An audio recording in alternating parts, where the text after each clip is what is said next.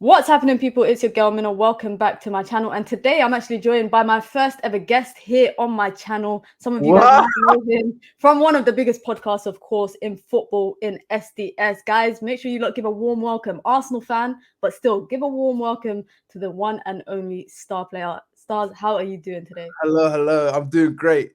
I feel honored that I'm the first one to jump on your channel.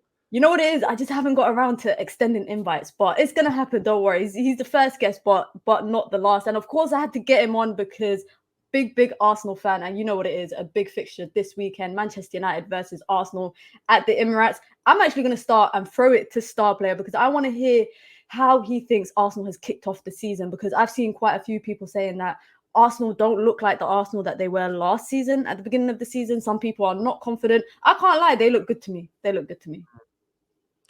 Yeah, no, definitely in terms of not blowing teams out early in the games compared to last season where we had like an inkling from pre-season that we was going to do well, but didn't think second. Whereas this season, you can tell Arteta's taking that pep approach where he's just figuring out and not trying to start the season off firing and then leaving empty-handed towards the end. Whereas you can tell he's trying to implement new players into the squad. He's trying to force Kai Havertz. I couldn't tell you why, but he's trying to force Kai Havertz into that left center mid role. Whereas, to be honest, he's been okay, but it just doesn't look fluid. The way people assume Arsenal of last year, especially Arsenal fans, they expected the same as last year. But having Kai Havertz starting, and it's just changed a lot. So I'm all right with how the season's going because I'd want us to pick up form towards the back end like Man City always does, compared to last season when we did it at the start. Obviously, you talked about Kai Havertz because I'm gonna bring it up, the topic of summer signings. I hate talking about it, especially before the window ends. The window ends tomorrow, of course. You guys have brought in Declan Rice, you've brought in Timber, you've brought in Kai Havertz. How important have they been in kind of like rejuvenating those particular positions? Because I've seen you lot brought obviously Declan Rice, and as a result, Partey is now playing right back. Yeah. And I guess that's about Arteta kind of testing out new things. Coming into this fixture on Sunday, how would you like Arsenal to kind of come out with their starting 11? I'll be real. I'd want him to I'd want him to do it like he did last year against you guys, where we brought back in Gabriel, Zinchenko's fit, play Ben White right back, and have Partey start at centre mid alongside Rice and Odegaard. So have Rice playing that 8, whereas like the Palace game and the Fulham game, he was playing more of a 6, and having Partey coming inverted. But I guess that's because of Timber's injury that's changed everything. Because we've got, like you've seen it, we've got Zinchenko, we've had Turney before he went Sociedad. We've got Kivio that can play left back, but he's preferred playing Timber at left back, even against Man City in the Community Shield where they played that midfield 3. And I don't know why. I hope he just goes back to that more or less. Start Gabriel again. Obviously, the other day, I think it was a few days ago, it was the 12-year anniversary of the 8-2 thrashing, obviously. 12 years feels like a lifetime ago. Obviously, I don't think we're going to see that because I'm going to be very honest. I don't know how Manchester United is going to shape up. I think, firstly, we're not even sure if Rasmus Højlund is going to be fit. Manchester United haven't briefed the media regarding whether he's going to be available on Sunday or not. If he isn't, I anticipate it's going to be the same kind of starting lineup minus Varane. From last weekend's game against Nottingham Forest. Of course, going to the Emirates isn't really something. We haven't won there, I think, since 2019, and that was an FA Cup game. Premier League, we ain't won there since 2017. And like you said, just before we started recording, it's always at the midway point of the season that we normally go to the Emirates, whereas this is the first time I can actually remember us going there, coming off a bad start of games. The Wolves performance, we just about won that. Spurs got embarrassed by them, and then a comeback where we made it difficult for ourselves against Nottingham Forest. Now, the one thing that I think I'm quite confident in, obviously Emirates ain't an easy crowd, I'll say that for sure, is that Bruno Fernandes, and I'm bringing up Bruno Fernandes only because Kevin De Bruyne was asked recently in a Sky Sports interview who's the biggest, creator in the Premier League, and I think he put Odegaard last. Nah. He put Maddis. I watched. He put Maddis third. He put Odegaard second, and then put your boy first. And he put Bruno first. Of course, I think they are two different players, and I hate when people compare them. In terms of starting 11, like I said, that's why it's going to be Martial, Anthony, Rashford. Rashford, don't let him get near Thomas Partey again, because we saw what he did to him last time at the Emirates. But my biggest worry, and I'll be very honest, is Bukayo Saka. For me, I enjoy watching him, of course. I hate that he plays for Arsenal.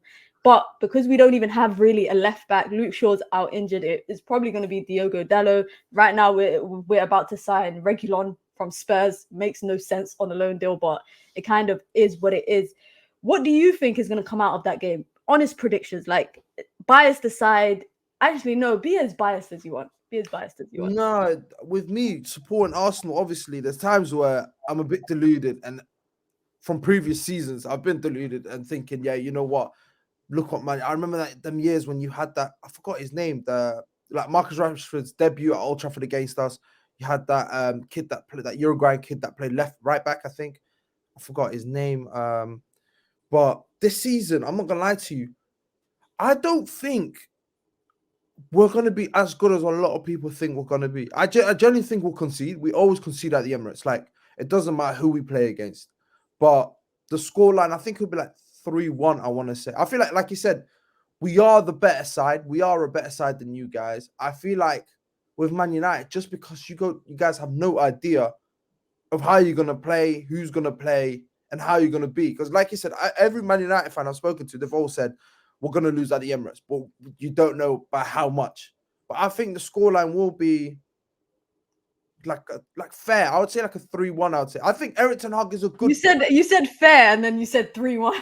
Because I think Erik ten Hag is a good enough coach. Because like, to be honest, even like last season when we beat you guys 3-2, I thought it would have been...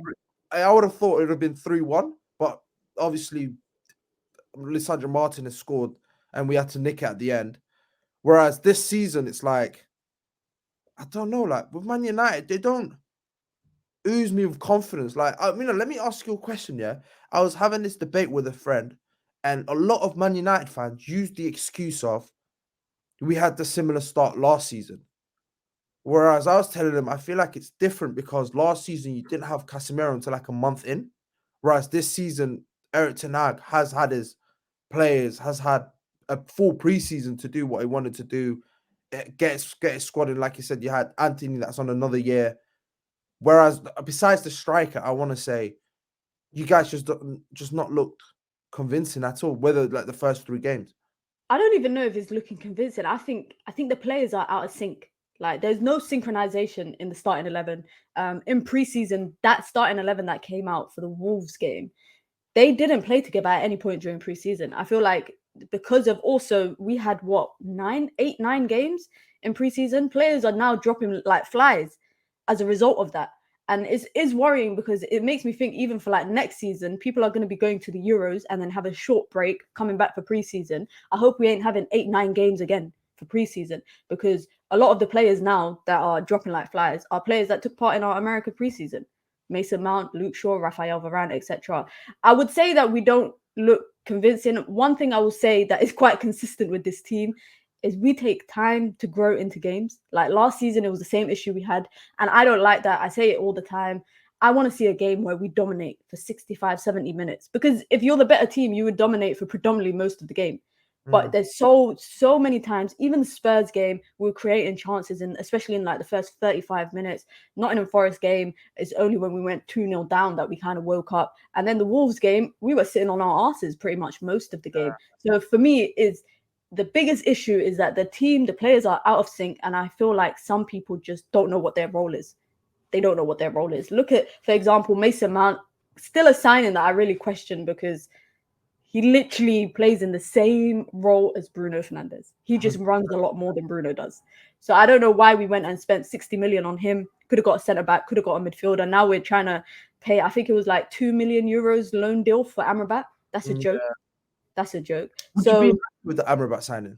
100%. I wanted Amrabat from the World Cup. When I saw him in the World Cup, I said Amrabat and Unahi, bring them both to Old Trafford. Unahi perfectly can play as an 8. Amrabat perfectly can play as in a double pivot and a single pivot, especially when we see now this season, Casemiro clearly is missing a step. He's missing a step. And I don't think we can rely on him for nearly 60 plus games if we, have a long run in the Champions League, FA Cup, all of that kind of stuff. Age and his body is going to catch up with him. I don't know how the transfer window is going to end. I don't think whoever we do get by tomorrow, I definitely don't see them playing in the Arsenal game. But one thing I will say is that United tend to turn up against Arsenal. It's like when we go away to Liverpool and City, we don't really turn up. But I think that rivalry kind of goes that deep. The 2000s rivalry, it goes so deep that when it comes to us going to the Emirates, we kind of step up and kind of make an effort. Like that Arsenal game last season at the Emirates, I genuinely thought it would finish 3-3. The entire game, I thought, yeah, we're going right now. Is at one point Arsenal were on us, but we were giving it back equally. And then same with the game at Old Trafford. Yeah, 100%. So I would definitely say one thing that makes me a bit more confident is that Arsenal don't look as amazing as they did last season.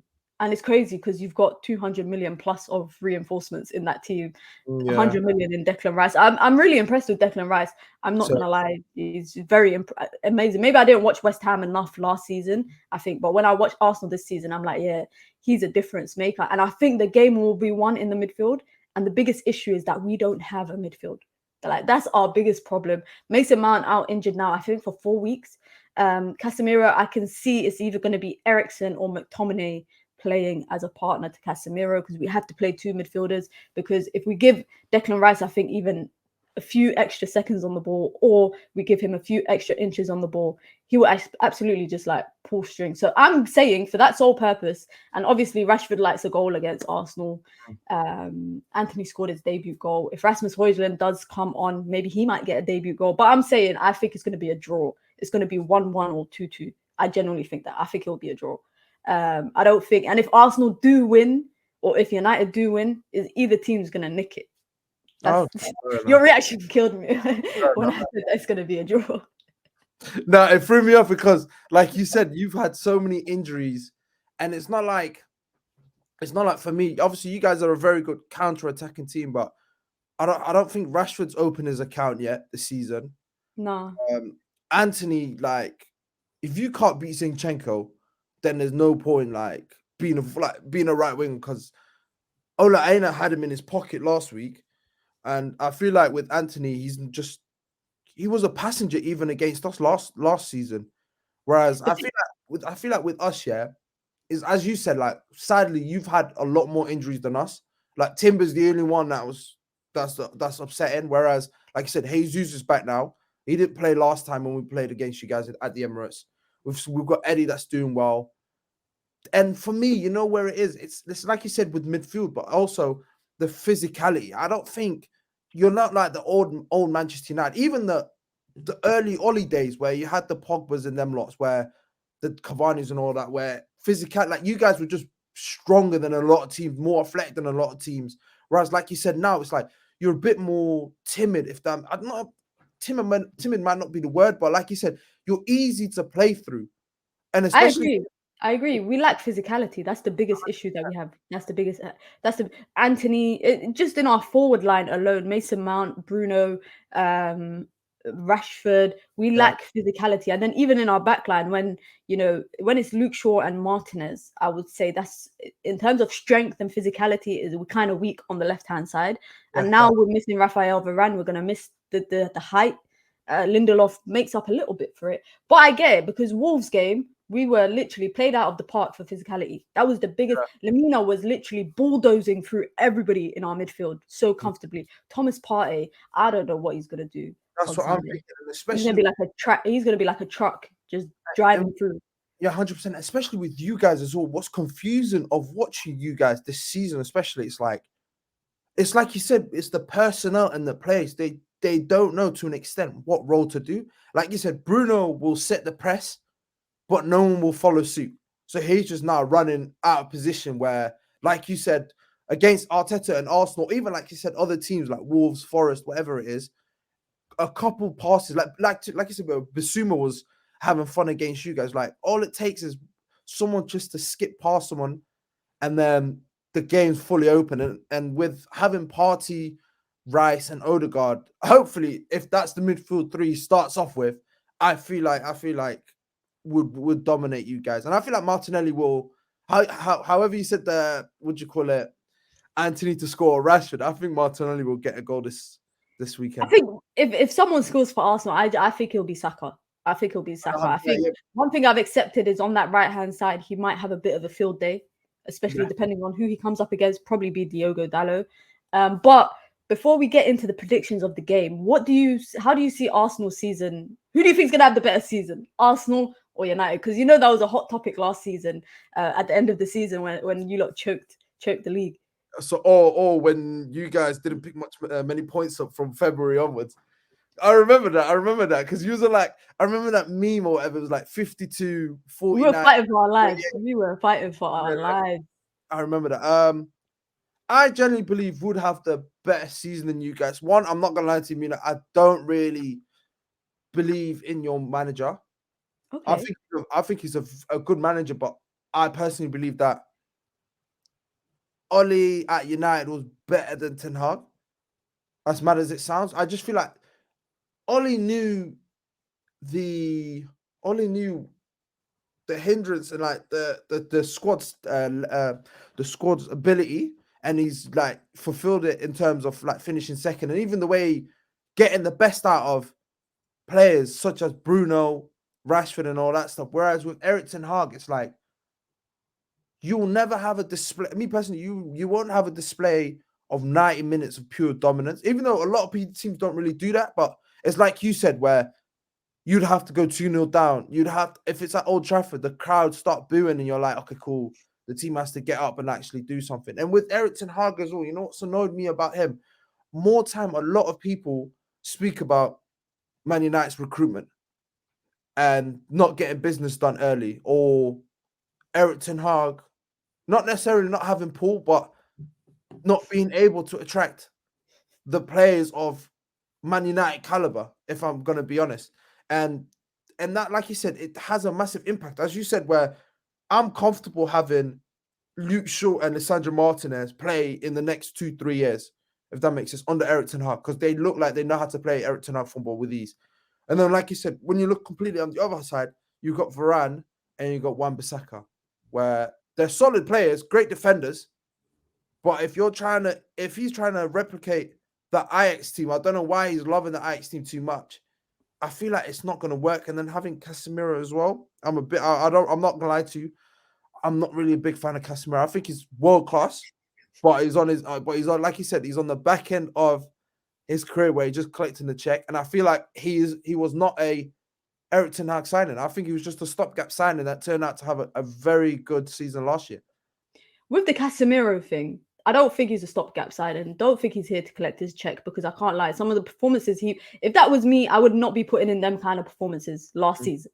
But one thing I will say is that I think he was a club signing, because we needed a centre midfielder so badly last season, and we spent so long chasing Frankie de Jong, and then he snubbed us, that we just went and signed someone with a completely different profile. I think I very much believe in the manager. I believe in Ten Hag. I think what might fail him is the scouting network at United, because there's no, and it's not just under Ten Hag, by the way. They've had this issue under Mourinho. They had this issue under Van Gaal, under Oli. I remember Mourinho finished second, and then they went and signed Fred from Shakhtar Donetsk for like 50 million when he was asking for different other players. I think the scouting network at United is the biggest issue. People always talk about Ten Hag's talent ID, and I feel like sometimes the players that we link to, the only time I question it is when they have a history with the manager. So whether he's coached them at Ajax, whether he's coached them at Utrecht, whether he's, everyone that we've been linked to at some point, 9 times out of 10, they got a history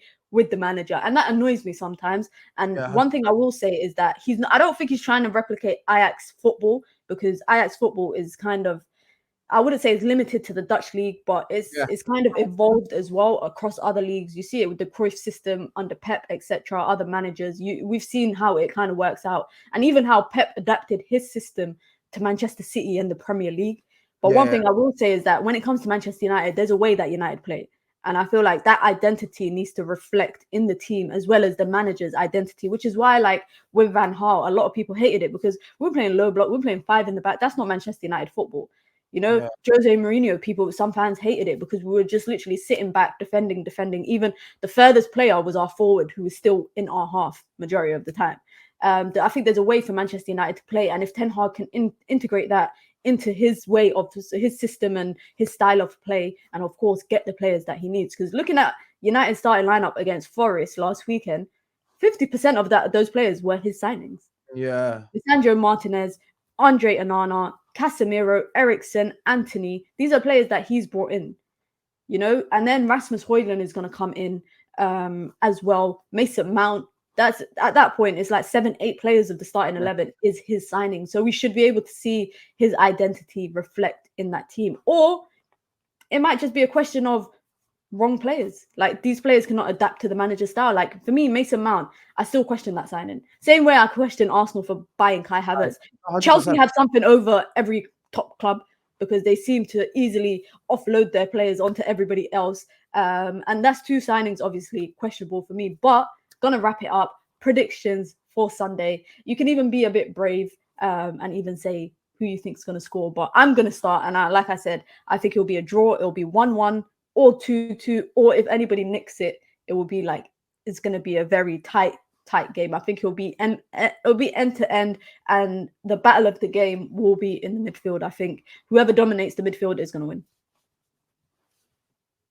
Facts. For me, 3-1 of it. 3-1. I want to say Saka, Martinelli. I think Eddie Nketiah starts. I think deservedly so as well. And for you guys to score, I want to go Eriksen. I think he'll be a set piece or something where I don't think you'll score against this open play. I think we're good now, but I just don't see. I don't see you guys. To be honest, you guys lead the league in creating chances, right? So I'm actually wrong with that. Bruno Fernandes, of course. I've come out and said as well. He's better than Ødegaard. I had a lot of backlash from the Arsenal fans, but I respect that because a lot of people, they won't admit it. I think a lot of Arsenal fans wouldn't say that. Yeah, you know, for me with Bruno Fernandes, what it is, yeah. Obviously, you can judge him against the big team, but there's only 4, 5, 6 big teams. The other 14, he kills. Whereas with Ødegaard, he picks and chooses when he wants to play to an extent. Like last year, he had a way better season, but I feel like Bruno's better, especially as well. Like when he plays for Portugal, he's a completely different man. Even the way he's adapted the last year and a half on the Ten Hag, like he's not been as wasteful as he used to be. But yeah, Arsenal to win 3-1. You're going to be upset, and then that's it. Well, I hope that's not the case. Big up to everyone. Make sure you guys like, comment, subscribe, drop in the comment section who you think's going to win. Of course, I think a lot of you lot will say United. Make sure you guys follow Starplayer. Do you want to share your socials? Where can people find you? Twitter, etc. I think it's at Starplayer. I might be making it up. Yeah, literally. Yeah, and make sure you guys, of course, check out the SDS Football Podcast, one of the best podcasts in the football industry right now. Come on, United. You know what it is, guys. It's your girl, Mina. Until next time, peace.